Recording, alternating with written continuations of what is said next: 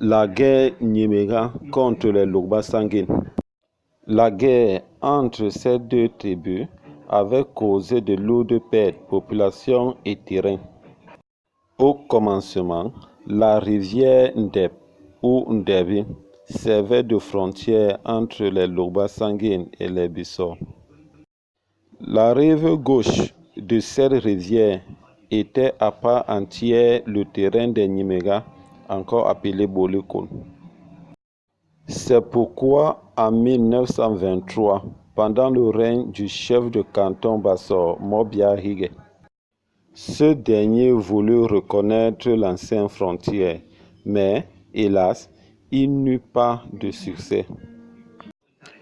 Njonga Mambanda, un Nyimega, vivait à l'embouchure de Ndebi, affluent de la Sanaga. Ce coin était agréable, comme le dit la tradition. La jalousie naît dans les cœurs des Logba Sanguine qui cherchent moyen de tuer Njonga Mambanda. Mais celui-ci, très avancé en sorcellerie, le sut d'avance. Il alla se réfugier dans une île qui portera à jamais son nom, Onda I Njonga Mambanda. Les troupes Logba Sanguine vinrent la nuit envahir son domicile. Toutes les cases furent incendiées, mais aucune victime.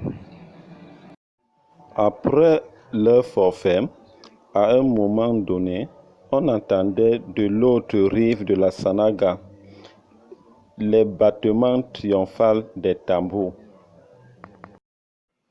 Que dirigeait encore Njonga? Les ennemis rebroussaient chemin, très surpris de constater que leur adversaire était encore en vie. Mécontents de cette attaque, les Nyimso se rallièrent à leurs frères Nyimega pour combattre les Logba Sanguine.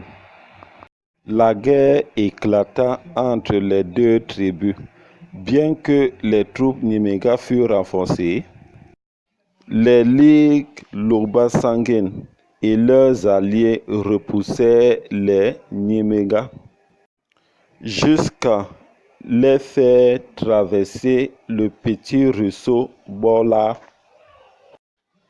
Et c'est à cause de cette guerre que le terrain Nyimega devint plus étroit et la grande partie de sa population détruite.